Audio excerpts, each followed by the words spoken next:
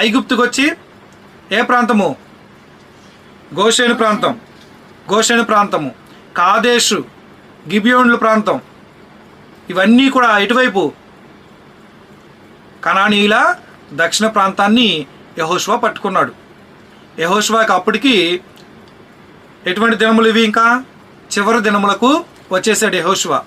అందుకే దేవుడు యెహోషువ పక్షం నుండి అద్భుతాన్ని చేశాడు. వారిని బలపరచడానికి, శత్రువులు కూడా చూసే విధంగా సూర్యచంద్రులను ఆపాడు.